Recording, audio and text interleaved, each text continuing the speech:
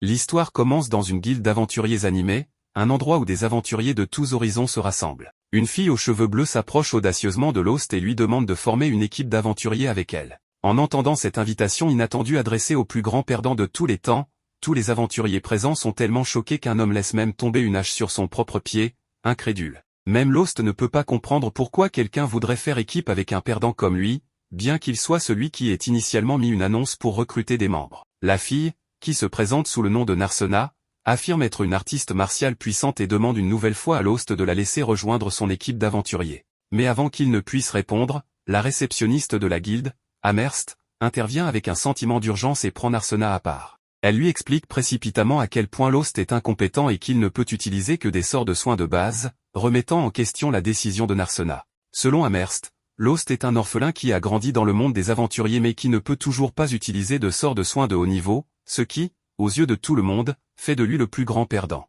Malgré cela, il a eu l'opportunité de rejoindre une équipe appelée l'Épée Foudroyante. Cependant, il a tellement échoué lors de son bref passage avec eux qu'il a été expulsé de l'équipe quelques jours seulement après. Sa réputation de raté est désormais bien connue, et personne ne veut qu'il rejoigne leur groupe. En plus de ses compétences médiocres, Lost est également fauché, ce qui est précisément la raison pour laquelle Amherst conseille strictement à Narsena de reconsidérer sa décision.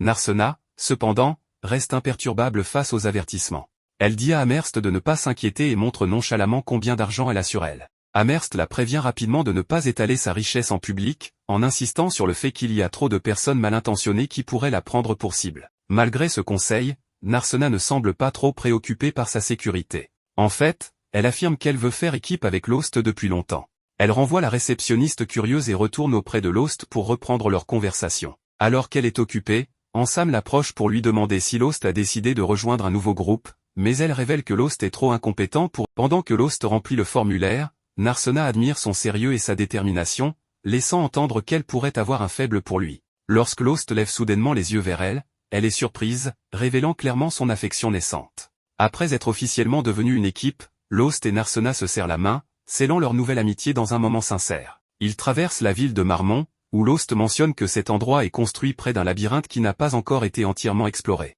Ce fait intrigant explique pourquoi tant d'aventuriers se rassemblent ici, espérant percer ces mystères. Lost a l'idée de partir explorer ce labyrinthe avec Narsena, même si, quelques minutes plus tôt, la réceptionniste lui avait clairement demandé de ne pas mettre la jeune fille en danger tant qu'elle n'était pas devenue une aventurière expérimentée. Aux abords de Marmont, on trouve des orques dans les montagnes à l'est et dans les forêts au nord. Il y a également des serpents dangereux dans les marais au sud, et seulement quelques gobelins faibles dans les plaines de l'ouest, ce qui en fait un endroit parfait pour que les aventuriers débutants développent leurs compétences et gagnent de l'expérience.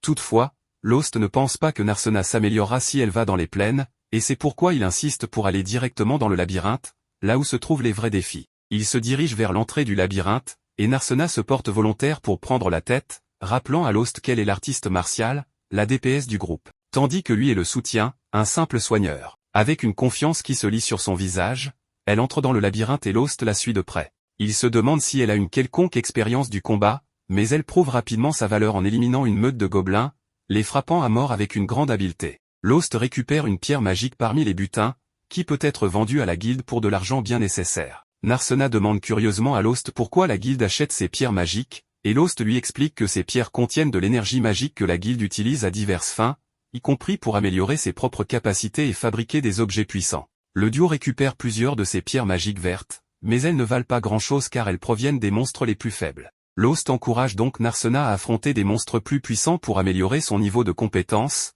et il décide de se rendre à l'étage suivant du labyrinthe à la recherche de défis plus grands. La fille insouciante manque de marcher sur un piège caché, mais Lost l'arrête juste à temps, lui évitant d'être transpercé par des dizaines de pointes acérées. Lost profite de cette occasion pour lui apprendre comment identifier les pièges, lui disant de toujours faire attention aux briques d'une teinte différente. Narsena est impressionné par les connaissances de Lost et lui demande s'il étudie beaucoup, car ce type de connaissances est généralement réservé aux aventuriers appartenant à la classe des voleurs. Lost explique que, comme il a travaillé pendant longtemps dans diverses capacités, il a fini par développer toutes sortes de compétences, dont certaines peuvent sembler inhabituelles pour un soigneur. Ces diverses expériences lui permettent d'être plus ingénieux que ce que les autres pourraient imaginer, ce qui étonne encore plus Narsena. En voyant un énorme orc, Lost et Narsena se cachent tandis que le monstre les cherche. Lost reconnaît qu'il s'agit d'un semi-orc, un monstre de niveau intermédiaire. Il décide d'attaquer ce gros monstre, et Narsena propose de l'accompagner. Voyant son enthousiasme, il accepte d'affronter la créature. Elle saute hors de leur cachette,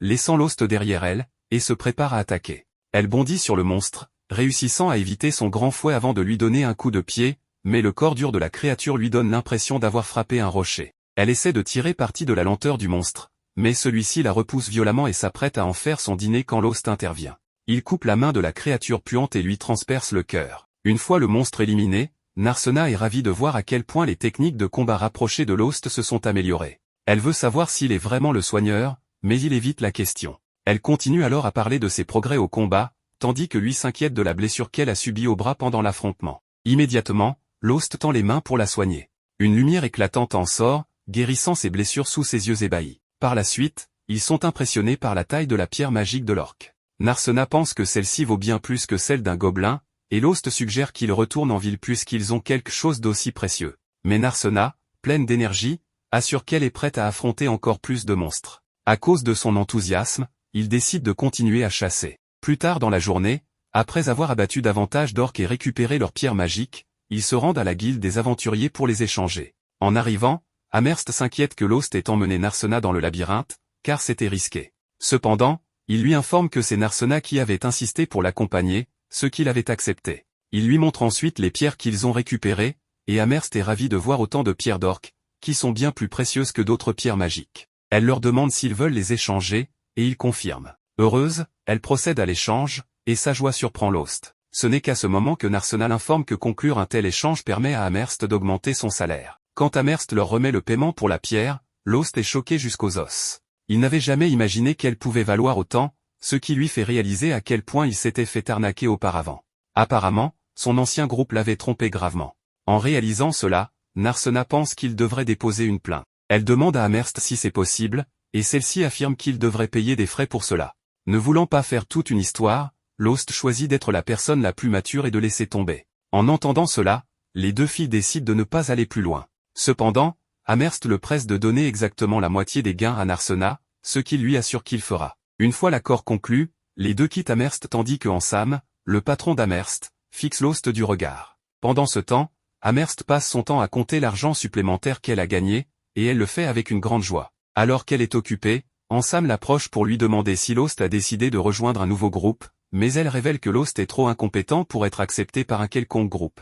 Elle attire cependant son attention sur Narsena, qu'elle trouve très spéciale. Ce soir-là, Lost et Narsena arrivent chez Madame Meali pour louer une chambre. En entrant dans la zone du restaurant, ils sont accueillis par sa fille, qui semble beaucoup apprécier Lost. Cependant, lorsqu'elle voit Narsena, elle la regarde avec dégoût et demande si elle est le nouveau membre pathétique de son groupe. Lost est surpris d'apprendre que la nouvelle s'est répandue dans toute la ville. En réponse, elle lui dit que tout le monde en ville a appris à quel point il est incompétent, ce qui fait de lui un choix difficile pour tout membre de groupe. À ce moment-là, il demande une chambre pour la nuit, et la fille l'envoie voir sa mère. Quand Madame Meali voit Lost et Narsena, elle suppose immédiatement que les deux forment un couple et qu'ils sont là pour s'entraîner. Elle leur demande alors s'ils ne veulent qu'une seule chambre, et Lost décline rapidement l'offre, disant qu'ils auront besoin de chambres séparées. Apparemment, son instinct fraternel n'est pas en état de marche. De son côté, Narsena souhaite qu'ils obtiennent une seule chambre, car même si elle appelle Lost grand frère, cela ne la dérange pas de partager la même chambre avec lui si cela signifie qu'elle peut ressentir la présence de son grand frère à ses côtés. Avant que les deux ne se rendent dans leur chambre, Madame Meali leur propose de leur donner à manger. Après avoir mangé, ils se dirigent chacun vers leur chambre, se souhaitant mutuellement une bonne nuit.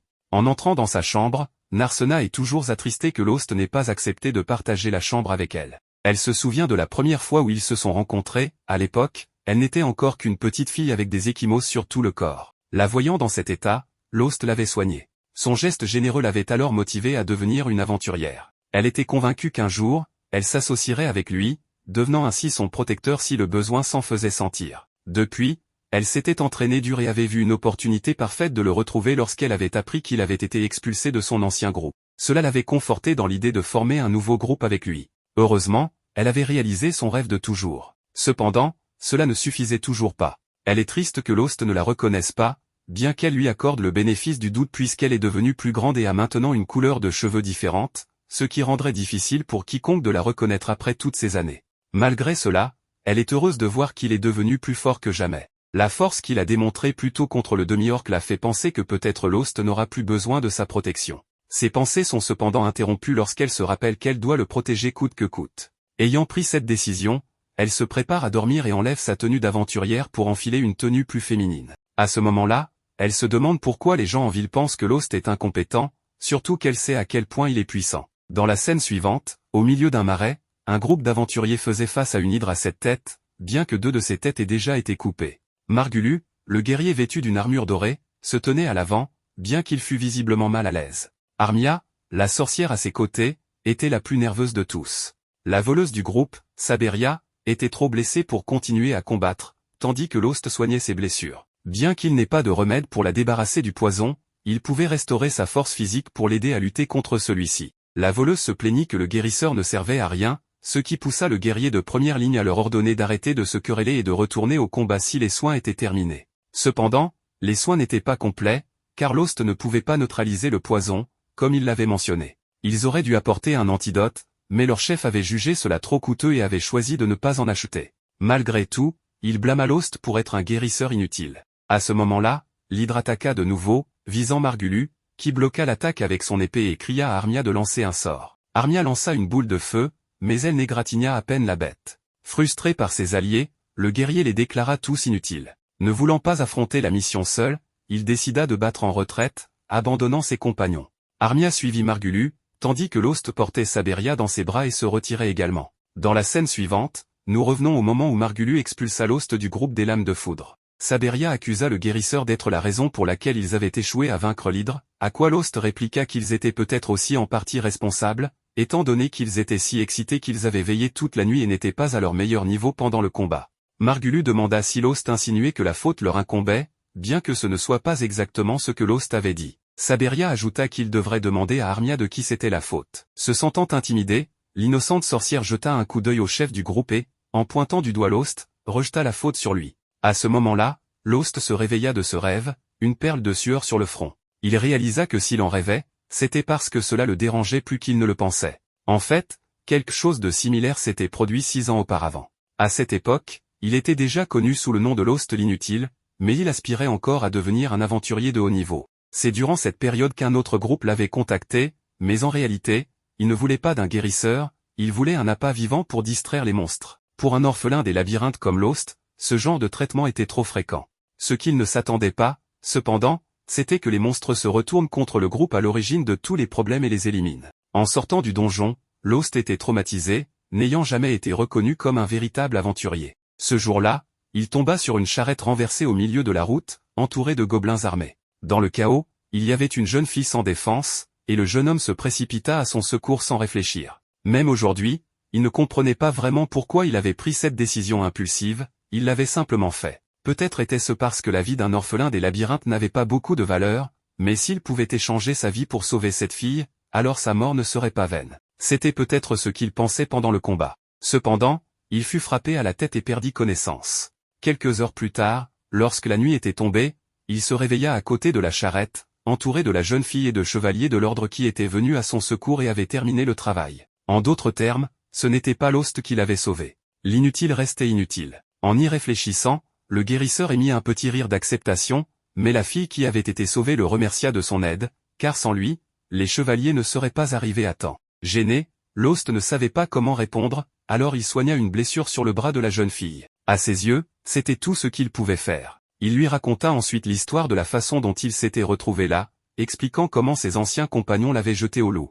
La jeune fille fut horrifiée par leur cruauté et se mit à pleurer face à la dureté de ces personnes. C'est à ce moment-là qu'elle décida que lorsqu'elle serait grande, elle deviendrait aventurière et promit de former un groupe avec le guérisseur. Malgré cela, après le départ de la jeune fille, Lost pensa qu'elle était la fille d'un noble et qu'elle n'avait aucune chance de devenir aventurière. Bien qu'il ne nourrissait aucune illusion à ce sujet, ses paroles l'encouragèrent tout de même, et il résolut de devenir à nouveau un aventurier. Avec cela en tête, Lost commença à s'entraîner dur et trouva un mentor pour le guider, continuant en tant que guérisseur mais développant également une variété d'autres compétences d'aventurier. Au fil du temps, Lost rencontra les membres des Lames de Foudre et rejoignit leur groupe. En considérant tout cela, il était logique que Lost rêve de cet événement. Si ce n'était pas pour les paroles de cette jeune fille, il aurait peut-être abandonné pour de bon l'idée de devenir aventurier, et il n'aurait pas non plus rencontré Narsena. En parlant d'elle, la jeune femme frappa à la porte du guérisseur à ce moment précis, demandant s'il était encore éveillé. Lorsque Lost ouvrit la porte, elle l'invita à prendre le petit déjeuner avec elle, et les deux partirent ensemble pour partager un repas. Plus tard, ils retournèrent dans le donjon et décidèrent d'aller plus loin que la dernière fois. Alors qu'ils poursuivaient leur exploration, ils finirent par tomber sur un cercle de téléportation. Lost expliqua qu'on ne trouvait pas ce genre de choses dans tous les labyrinthes, ce qui signifiait qu'un mage l'avait placé là peu après la découverte du lieu, bien qu'on ne connaissait pas beaucoup de détails à ce sujet. Narsena voulait savoir s'il était possible d'être transporté vers d'autres endroits en utilisant un tel cercle. Lost expliqua alors qu'il fallait un autre cercle de téléportation pour sortir, car il n'était possible d'entrer que par l'un et de sortir par un autre. En entendant cela, Narsena pensa qu'il serait bien plus simple d'en construire un en ville, mais réalisa rapidement que la ville pourrait se retrouver envahie de monstres si un cercle menait directement là-bas. Le guérisseur sourit et fit remarquer qu'en réalité, les monstres ne pouvaient pas utiliser cette méthode. De toute façon, les connaissances nécessaires pour créer des cercles de téléportation avaient été perdues il y a des centaines d'années. Bien qu'ils soient pratiques, il n'y avait plus moyen d'en fabriquer de nouveaux aujourd'hui. Sur ce, le duo se dirigea vers le cercle de téléportation et fut transporté de l'autre côté. Là, ils se retrouvèrent dans une partie rougeâtre du donjon, contrairement aux teintes vertes qui dominaient les niveaux supérieurs. Ils étaient maintenant dans les niveaux intermédiaires, une partie plus profonde du donjon où les défis étaient plus ardus. Par exemple, lorsqu'ils affrontèrent des liches, des êtres sans corps physique. L'inexpérimenté Narsena tenta d'utiliser ses techniques habituelles d'arts martiaux, mais ne parvint pas à toucher la cible. Les liches étant des êtres spirituels faits d'énergie pure, les attaques physiques étaient inefficaces. Pour cette raison, Lost pensa qu'il serait préférable de battre en retraite, mais Narsena, déterminé, assura qu'elle pouvait vaincre cet adversaire. Avec cela en tête, les deux élaborèrent un plan et le mirent en action. D'abord, le guérisseur distrayait le liche et le faisait le poursuivre, tandis que Lost réfléchissait au fait qu'avec un entraînement suffisant, les gens pouvaient contrôler leur prana, une énergie spirituelle qui réside en eux.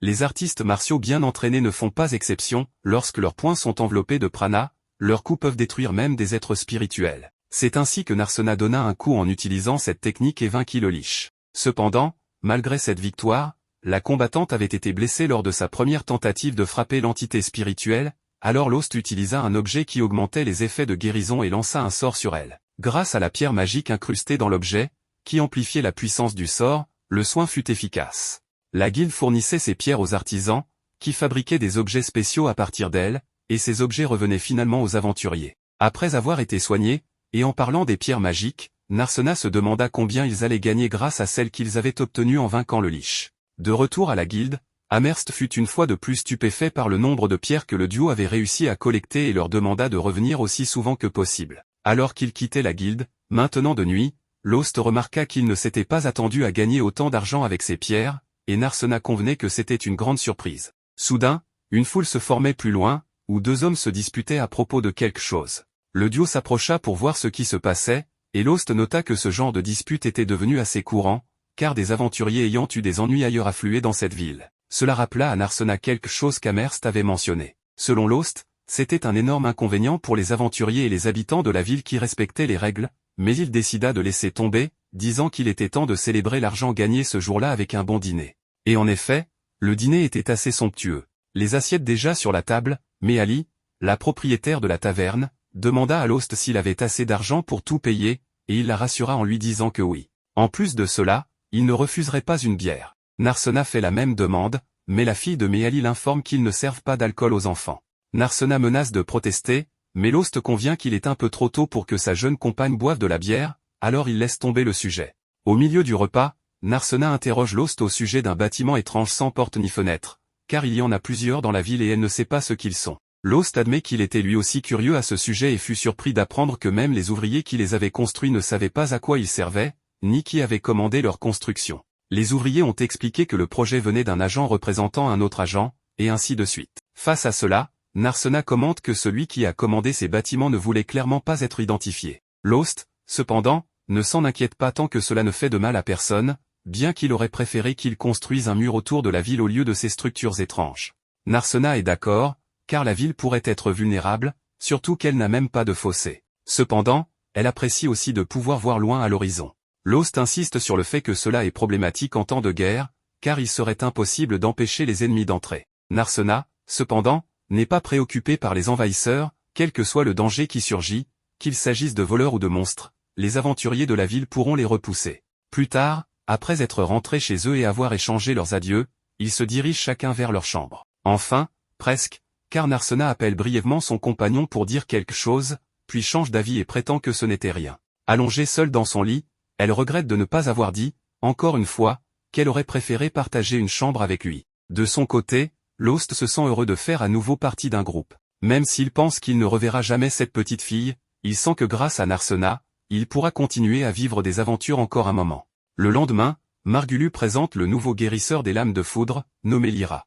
Elle salue le reste du groupe, mais les autres filles ne semblent pas ravies de cette nouvelle recrue. Sabria refuse même de la regarder, tandis qu'Arma peine à dire quoi que ce soit. En revanche, le chef est absolument ravi, assurant à tout le monde que, désormais, ils pourront vaincre l'hydre. Pendant ce temps, un vieil homme assis sur un trône demande si la princesse endormie est en ville, et son subordonné l'informe qu'elle a formé un groupe avec Lost. À court de temps, l'homme ordonne à son subordonné de se débarrasser du guérisseur inutile. Ensuite, l'équipe de la Lame Éclair observe de loin l'hydre qui les avait déjà vaincus par le passé. Alors qu'ils planifient une nouvelle attaque, leur chef est déterminé à venger la défaite passée. Il explique aux autres que lui et le guérisseur attaqueront de front, pendant que le voleur passera par l'arrière et que le mage les soutiendra avec sa magie. Lyra, la nouvelle guérisseuse du groupe, rejette cette idée, car elle ne se sent pas capable de combattre en première ligne. Cela surprend le reste de l'équipe, car leur ancien guérisseur, Lost, était plus que compétent pour ce rôle et avait même réussi à trancher la tête de l'hydre lors de leur dernier combat. Le chef dit alors à Lyra de rester en retrait et de se concentrer sur les soins et le traitement des poisons,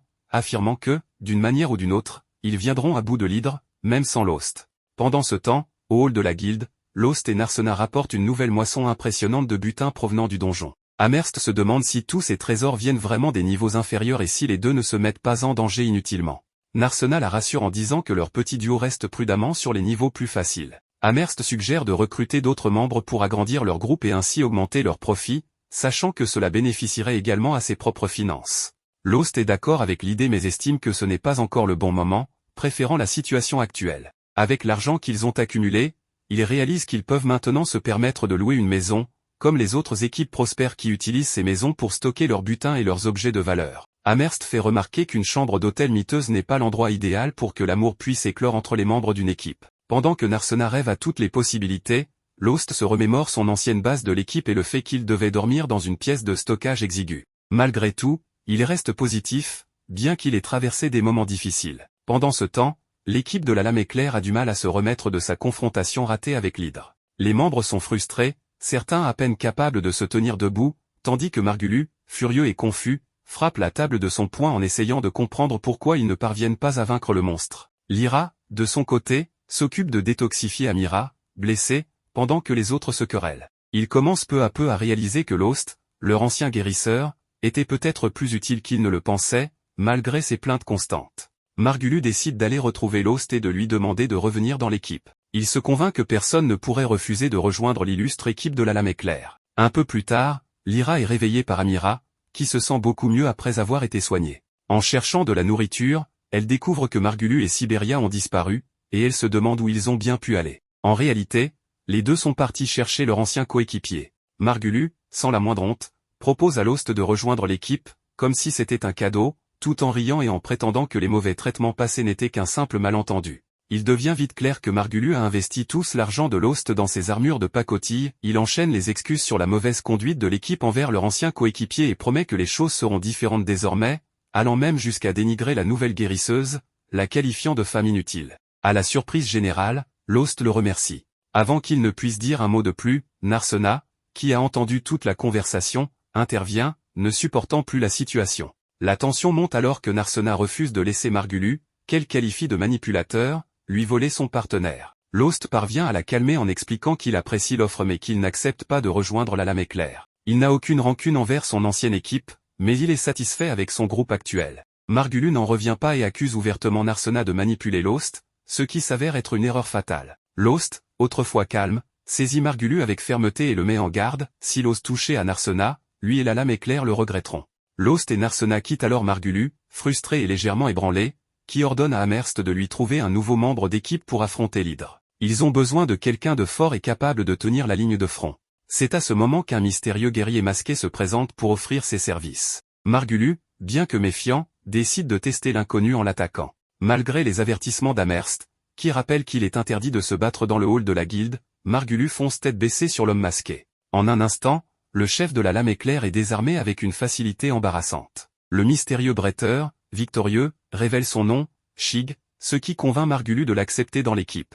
Plus tard, Sheila frappe à la porte de Lost. Depuis sa chambre, Narsena s'inquiète que la visiteuse essaie de se rapprocher de Lost avant elle. Mais il s'avère que Sheila vient simplement informer le duo qu'ils ont des invités, Armia et Lyra, les deux membres de l'ancienne équipe de Lost. Inquiète de leur prochaine confrontation avec l'Hydre, elle lui demande de l'aide. Il était assez fort pour couper la tête du monstre la dernière fois, alors sa présence pourrait les aider à vaincre la bête sans que personne ne soit grièvement blessé. Narsena soulève un bon point en se demandant ce qui retient Armia et Lyra avec la lame éclair, étant donné que personne dans l'équipe ne semble heureux. Armia explique que malgré ses nombreux défauts, Margulius reste leur coéquipier, et qu'elle croit en la loyauté. Cette remarque exaspère Narsena, qui lui rappelle que Lost était également son coéquipier, et pourtant elle l'a maltraité. Submergée par la culpabilité, Armia fond en larmes et avoue qu'elle a suivi Margulius par peur d'être expulsée de l'équipe, la seule à laquelle elle ait jamais appartenu. Elle implore le pardon de Lost, et Lyra tente de convaincre ce dernier de la sincérité d'Armia, en se remémorant comment elle murmurait son nom pendant son sommeil empoisonné. Lost, fidèle à lui-même, réconforte Armia et accepte ses excuses. Il lui assure qu'il n'y a pas d'animosité entre eux, mais il reste ferme sur sa décision de ne pas rejoindre la lame éclair. Le moment doux amer est interrompu par Miss Meali, la cuisinière, qui apporte un déjeuner extravagant, espérant remonter le moral de l'équipe, en particulier celui d'Armia, à qui elle recommande de prendre un peu de poids ou au moins de sourire davantage. Profitant de la distraction, Lost, Lyra et Narsena s'éloignent pour discuter en privé. Narsena conseille à Lyra et Armia de quitter leur équipe, mais Lyra explique que c'est plus compliqué que ça. Se rappelant les paroles de Margulius à propos de la nouvelle guérisseuse, Lost met en garde Lyra, si elle reste avec la lame éclair, elle risque de vivre des moments difficiles. Malgré cela, Armia refuse d'abandonner son groupe, et Lyra ne veut pas abandonner Armia, ce qui les place dans une situation délicate. De retour à leur base, Lyra est présentée aux nouveaux membres de l'équipe, et à sa grande surprise, elle le reconnaît immédiatement, malgré le masque de style fantôme de l'opéra. Elle l'appelle Zig, mais Margulius la corrige en affirmant qu'il s'agit de Shig, une personne totalement différente. Lyra, méfiante, exige des explications. Shig tente de jouer la carte de l'humour pour détourner la conversation, mais lorsque Lyra remarque que son épée a été volée et qu'elle appartient à un certain Ronaldo, Shig perd son sang-froid et explique qu'elle a hérité cette lame de son maître, révélant ainsi des incohérences dans son histoire. Bien que sa couverture soit compromise, Lyra abandonne l'affaire et laisse Shig continuer sa mascarade. Peut-être qu'avoir cet étrange personnage dans l'équipe ne sera pas une mauvaise chose, après tout. Alors que la tempête se profile à l'horizon, les deux groupes s'avancent vers l'inconnu, sans savoir ce qui les attend.